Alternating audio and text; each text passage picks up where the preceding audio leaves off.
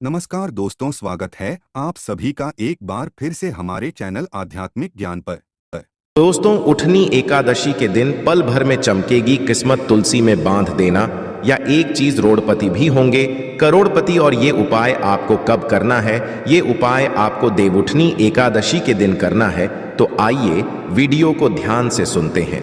दोस्तों, कार्तिक महीने के शुक्ल पक्ष की एकादशी को देवउठनी एकादशी के नाम से जानते हैं। कई लोग इसे देवोत्थान एकादशी, देवउठनी एकादशी या प्रबोधिनी एकादशी आदि नाम। इस दिन भगवान श्री हरि विष्णु जी योग निद्रा से जागते हैं। आइए जानते हैं इसके कुछ पौराणिक कथा। तो सर्वप्रथम इस वीडियो में आप लोगों को बताना चाहूंगा कि देवउठनी एकादशी क्यों मनाया जाता है। इसके 3 कथा बताऊंगा। फिर इसके बाद मैं आप लोगों को बताऊंगा कि उसके बाद देवउठनी एकादशी के दिन हमें क्या करना चाहिए जिससे हमारे अध्यात्म उन्नति हो। साथ ही साथ इस वीडियो में मैं आप लोगों को कहा कि माध्यम से बताऊंगा कि भगवान श्री कृष्णा युद्ध को स्वयं कहें कि देवउठनी एकादशी की कथा जो मनुष्य सच्चे मन से सुनते हैं, ऐसे मनुष्य के जीवन में कभी भी गरीबी नहीं आती, ऐसे मनुष्य के जीवन में किसी भी तरह की परेशानी नहीं आती। भगवान नारायण की कृपा से उनके परेशानी स्वतः ही समाप्त हो जाते हैं। ऐसे मनुष्य इस जीवन में बिल्कुल ही ऐसे मनुष्य इस धरा पर जीते जी सुख भोगता है। मृत्यु के पश्चात ऐसे मनुष्य को कभी भी यम की यातना नहीं सहन। ऐसे मनुष्य को भगवान धाम की प्राप्ति होता है, अर्थात बैकुंठ की प्राप्ति होता है। केवल कथा सुनने मात्र से। तो ये कथा ध्यान से सुनिएगा। और हाँ, वीडियो में आगे बढ़ने से पहले, जानकारी बताने से पहले सभी दर्शकों को कहना चाहूंगा, यदि आज की जो वीडियो आप पूरे तरीके से देख लेते हैं, मिस नहीं करते, तो आपको धनवान बनने से दुनिया की कोई भी शक्ति नहीं रोक पाएंगे। और हाँ, कमेंट बॉक्स में अभी तक ओम नमो भगवते वासुदेवाय नहीं लिखे तो लिख दें। आइए जानते हैं। सर्वप्रथम पहले कथा को। तो एक राजा के राज्य में सभी लोग एकादशी का व्रत रखते थे। प्रजा तथा नौकर चाकर से लेकर के पशु तक एकादशी के दिन अन्न नहीं खाया करते थे। और एक दिन किसी दूसरे राज्य का एक मनुष्य राजा के पास आकर बोला कि महाराज, कृपा करके मुझे नौकरी पर रख लीजिए। तब राजा ने उसके सामने एक शर्त रखी कि ठीक है, मैं आपको नौकरी पर रख लूंगा, किंतु रोज तो तुम्हें खाने को सब कुछ मिलेगा, पर एकादशी को अन्न नहीं मिलेगा। उस मनुष्य ने हाँ कर दी। परंतु एकादशी के दिन जब फलाहार का सामना दिया, अर्थात फलाहार का सामान दिया, तो वह राजा के सामने जाकर गिद्ध गिट्टाने लगे कि महाराज, इसमें मेरा पेट नहीं भरेगा, मैं भूखा ही मर जाऊंगा, मुझे अन्न दे दो। राजा ने उसे सार्थक की बात याद दिलाई, पर नहीं हुआ। तब राजा ने उसे आटा, दाल, चावल आदि दिए। वह नित्य की तरह नदी पर पहुंचा और स्नान कर भोजन पकाने लगा। तब भोजन बन गया तो वह भगवान को बुलवाने लगा कि आओ भगवान, भोजन तैयार है। उसके बुलवाने पर पीतांबर धारण किए भगवान चतुर्भुज में आ पहुंचे तथा प्रेम से उसके साथ भोजन करने लगे। भोजन आदि करके भगवान अंतर्ध्यान हो गए। तब वो अपने काम पर फिर से चला गया। 15 दिन बाद अगली एकादशी को वह राजा से कहने लगा कि महाराज, मुझे 2 गुना सामान दीजिए, उस दिन तो मैं भूखा ही रह गया। राजा ने कारण पूछा तो उसने बताया कि हमारे साथ भगवान भी खाते हैं, इसलिए हम दोनों ये सामान पूरा नहीं होता। ये सुनकर को बहुत बड़ा आश्चर्य हुआ। वह बोला, मैं नहीं मान सकता कि भगवान तुम्हारे साथ खाता है। मैं तो इतने व्रत रखता हूं, पूजा करता हूं, पर भगवान ने मुझे कभी दर्शन नहीं दिए। राजा की बातें सुनकर वह बोला कि महाराज, यदि विश्वास ना हो तो मेरे साथ आप चल करके देख लीजिए। राजा पैड़ के पीछे छिप करके बैठ गया। उस मनुष्य ने भोजन बनाया तथा भगवान को शाम तक बढ़ता रहा, परंतु भगवान ना आए। अंत में उसने कहा कि हे भगवान, यदि आप नहीं आए तो मैं नदी में कूद करके त्याग दूंगा। परंतु भगवान नहीं आए। तब वह प्राण त्यागना के उपदेश से नदी की तरफ प्राण त्यागने का उस समय इतना ज्यादा उनके शरीर में इरादा बाज गया, दृढ़ संकल्प भरा गया है कि भगवान को उनके सामने में आकर के प्रकट होना और उनके साथ में बैठ करके भोजन करना। भगवान उनके साथ भोजन खा पी करके अपने विमान में उसे बिठा करके अपने धाम को ले गए। ये जीत भी क्रिया है। ये जितने भी वहां पे दृश्य हो रहे थे, ये सारे दृश्य एक पेड़ के नीचे में छिप करके देख रहे थे। बिल्कुल ही राजा सोच रहे थे कि व्रत उपवास ही तब तक कोई फायदा नहीं होता जब तक मन शुद्ध ना हो। इससे राजा को ज्ञान मिला। वह भी व्यक्ति व्यक्ति व्रत उपवास करने लगा और अंत में स्वर्ग की प्राप्ति हुआ। ये थे देवउठनी एकादशी की प्रतिकटा चले दूसरे काठा की। और यदि आप यहाँ तीनों कथा ध्यान से सुनेंगे तो मैं यकीन दिलाता हूँ आपको जीवन में धन की कभी कमी नहीं पड़ी। इससे महालक्ष्मी सफलता हासिल हो, माँ लक्ष्मी की कृपा हासिल होती है। आइए दूसरे कथा की ओर बढ़ाते हैं। अभी तक कमेंट बॉक्स में ओम नमो भगवते वासुदेवाय नहीं लिखे हैं तो फिर से गुजारिश करना चाहूंगा, लिख दीजिए। एक राजा था और उसके राज्य में प्रजा सुखी थी। एकादशी को कोई भी अन्न नहीं भेजता था, फलाहार करते थे। एक बार भगवान ने राजा की परीक्षा लेनी चाहिए। भगवान ने एक सुंदरी का रूप धारण किया तथा सतगित पर बैठ गए। तभी राजा उधर से निकला और सुंदर को देख चकित रह गया। उससे पूछा कि हे सुंदरी, तुम कौन हो और इस तरह यहां क्यों बैठी हो? तब सुंदरी अर्थात जो सुंदर स्त्री है, भगवान की जो वेस्ट में बने हुए, वह बोले कि मैं निराश्रित हूं, नगर में कोई मेरा जान पहचान है, किससे सहायता मांगू? राजा उसके रूप पर मोहित हो गया था। वह बोला, तुम मेरे महल चलकर मेरी रानी बनकर रहो। सुंदरी बोला, मैं तुम्हारी बात मानूंगी, पर तुम्हें राज्य का मुझे स्वप्न होगा। राज्य पर मेरा पूर्ण अधिकार होगा। मैं जो भी बनाऊंगी तुम्हें खाना होगा। राजा उसके रूप पर मोहित था, अतः उसकी सभी शर्तें को स्वीकार कर ली। अगले दिन एकादशी थी। रानी ने हुक्म दिया कि बाजार अन्य दिनों की तरह अन्न बेचा जाए।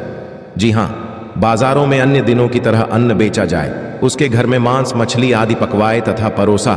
राजा को खाने के लिए कहा तो यहां देखकर राजा बोली कि रानी, आज एकादशी है, मैं तो केवल ही करूंगा। तब रानी ने शर्त की याद दिलाई और बोली, या तो खाना खाओ, नहीं तो मैं बड़े राजकुमार का सिर काट लूंगी। राजा ने अपनी स्थिति बड़ी रानी से कही तो बड़ी रानी बोली, महाराज, धर्म ना छोड़े राजकुमार का सीट दे दो पुत्र, तो फिर मिल जाएंगे, परंतु धर्मा नहीं मिलेगा, ध्यान से सुनिएगा। इसी दौरान राजकुमार खेलकर आ गया। मां की आंखों में आंसू देखकर वह रोने का कारण पूछने लगा तो मां ने उसके सारी वस्तु स्थिति बता दी। अर्थात जीत ने भी वहां पे समस्या गुजरी थी, जीत ने भी वहां पे दृश्य हुए थे, सबको बता दिए। तब वह बोला, राजकुमार कि मैं सिर देने के लिए तैयार हूं, पिताजी की धर्म की रक्षा होगी जरूर। राजा दुहक्की व्यक्ति राजकुमार का सिर देने को तैयार हुआ तो रानी के रूप से भगवान विष्णु प्रकट होकर कि असली बात बताई कि राजन, तुम इस कठिन परीक्षा में पास हुए। भगवान ने प्रसन्न मन से राजा से वर मांगने को कहा तो राजा बोला कि अब का दिया हुआ सब कुछ है, भगवान हमें उद्धार करें। उसी समय वहां से एक विमान उतरा। राजा ने अपना राज्य पुत्र को सौंप दिया और विमान में बैठ करके भगवान के परम धाम चले गए। ऐसा भी कहा जाता है, इस कथा को कोई भी मनुष्य सच्चे मन से है तो ऐसे मनुष्य को यम की यातना नहीं सहनी। आइए अब तीसरे कथा की ओर चलते हैं, जो कि तुलसी विवाह से हुए हैं। तो शिवा महापुराण के अनुसार पौराणिक समय में दैत्यों का राजा दम हुआ करता था। बहुत बड़ा विष्णु भक्त था। कई सालों उसके यहाँ संतान नहीं होने के कारण उसने शुक्राचार्य को अपना गुरु बना करके उनसे श्री कृष्णा मंत्र हासिल किया। यह मंत्र हासिल करके उसने पुष्कर सरोवर में घोर तपस्या की। भगवान विष्णु से प्रसन्न हुए और उसे संतान प्राप्ति का वरदान दे दिया। भगवान विष्णु के वरदान से राजा दाम के यहाँ एक पुत्र जन्म लिया। इस पुत्र का नाम शंखचूर्ण गया। जी हाँ, इस पुत्र का नाम शंखचूंडा रखा गया। बड़ा होकर के शंखचूर्णा ने ब्रह्मा जी की घोर तपस्या करने लगा, पुष्कर में घोर तपस्या करने लगा। उसकी तपस्या से प्रसन्न करके ब्रह्मा जी ने उसे वर मांगने को कहा, हमेशा अजर अमर रहे, कोई भी देवता उसे नहीं मार पाए। ब्रह्मा जी ने उसे यह वरदान दे दिया और कहा कि वह बद्रीवन जाकर धर्मध्वज की पुत्री तुलसी को जो तपस्या करी उसके साथ विवाह कर ले। कथा ध्यान से सुनना। इस कथा के श्रवण मात्र से मनुष्य की अकाल मृत्यु टल जाती है। इस कथा श्रवण मात्र से मनुष्य की बुरे समय टल जाते हैं। शंकाचुर ने ब्रह्मा जी के आदेश का पालन किया और वैसा ही तुलसी एक साथ वो जाकर के विवाह किया और सुखपूर्वक रहने लगे। उसने अपने बल से देवताओं, असुर, दानव, राक्षसों, गंधर्व, नागों, किन्नर व्यक्ति तथा 3 लोक के सभी प्राणियों पर है विजय हासिल कर ली। वह भगवान श्री कृष्ण का परम भक्त था। संघचूड़ के अत्याचारों से सभी देवता परेशान होकर के ब्रह्मा जी के पास गए और ब्रह्मा जी ने भगवान विष्णु के पास ले गए। भगवान विष्णु ने कहा कि शंखचूड की मृत्यु भगवान शिव के त्रिशूल से ही होगी, अतः आप उनके पास जाएं।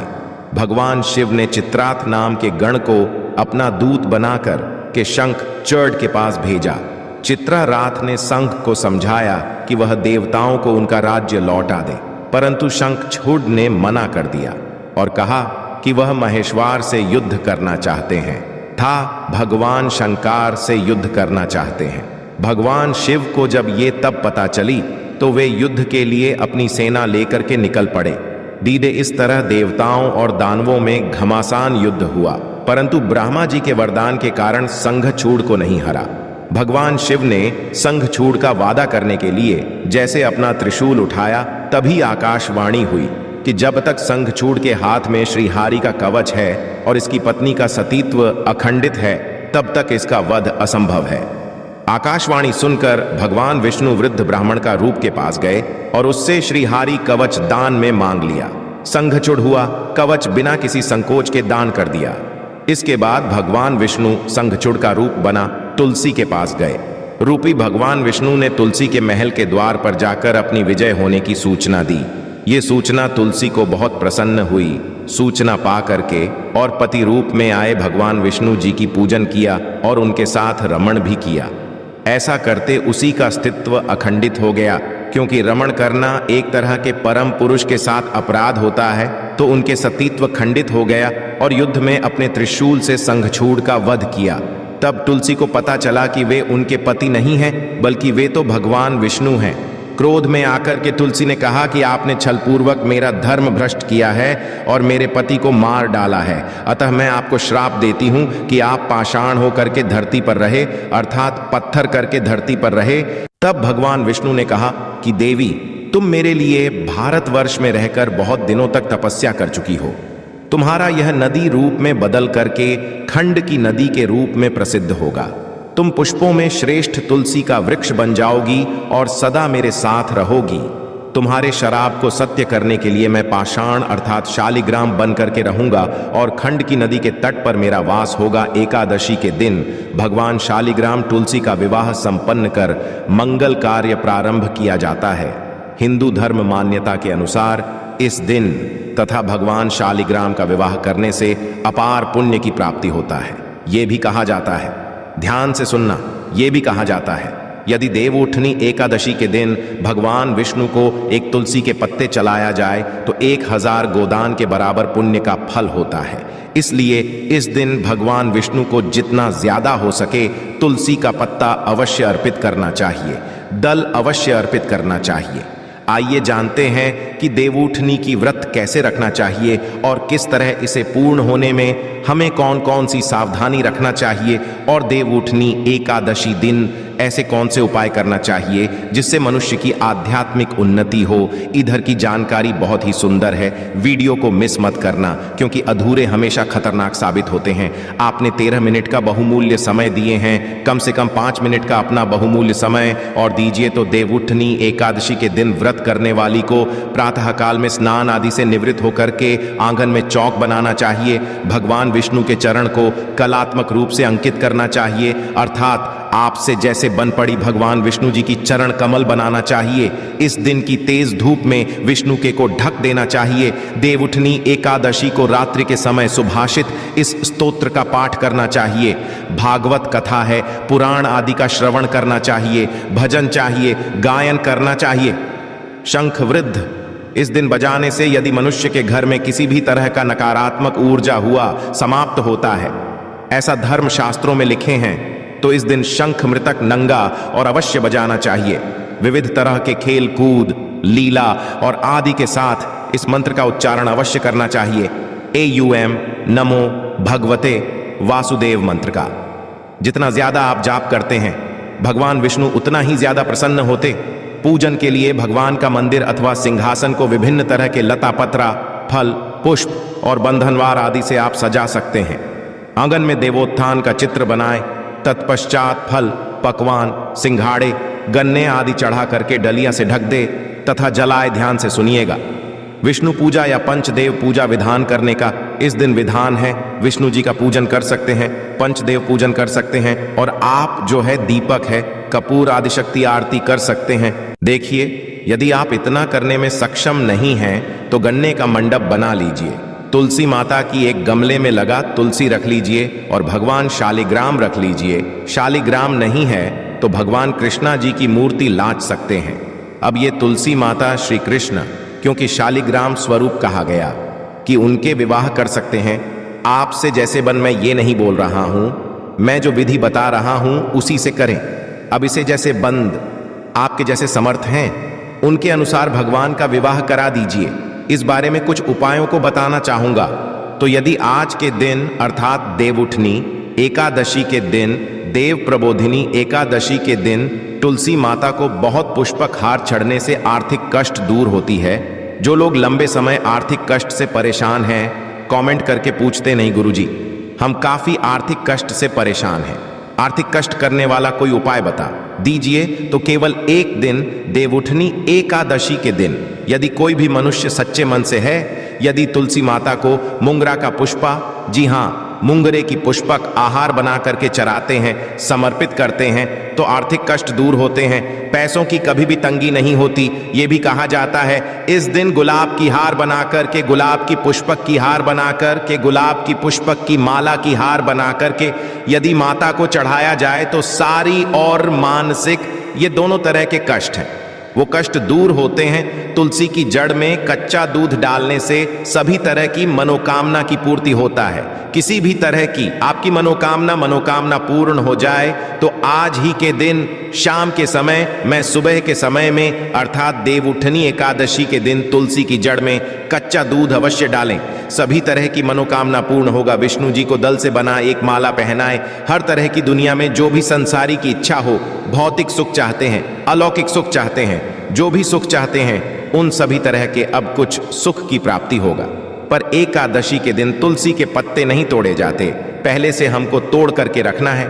तो विष्णु जी को तुलसी के दल से बना माला जरूर पहना, सभी तरह की इच्छा की पूर्ति होगा। आज के दिन तुलसी के पौधे पर यदि हम पौधे की माला बांधा तो मनुष्य के जन्म गरीबी, कंगाली, दरिद्रता एवं 2 सप्ताह है। तो इसमें हमने आप सभी दर्शकों को आकस्मिक धन प्राप्ति करने के लिए, जीवन में बाधा को दूर करने के लिए अनेकों उपाय बताए हैं। जो उपाय आप इसे बंधव उपाय अवश्य कीजिए। यदि आपके मन में कोई डाउट है, कोई क्वेश्चन है तो कमेंट बॉक्स में बिल्कुल ही पूछिए, आपकी मदद की जाएगी। और सभी दर्शकों से कहना चाहूंगा, वीडियो में जो बताए हुए उपाय रामबाण की तरह काम करेंगे, इसका प्रभाव और चूक है, कभी भी फल नहीं जाएगा। हम एवं जन कल्याण के लिए इस तरह से गुरु परंपरा से हासिल हुई जानकारी भी बताते हैं ताकि आप सभी दर्शकों का भला हो। आशा है कि आज की इस प्रस्तुति में बताई गई जानकारी आपको अच्छे से समझ आ गई होगी। वीडियो अच्छा लगा हो तो एक लाइक अवश्य कर दें। धन्यवाद वीडियो के अंत तक बने रहने।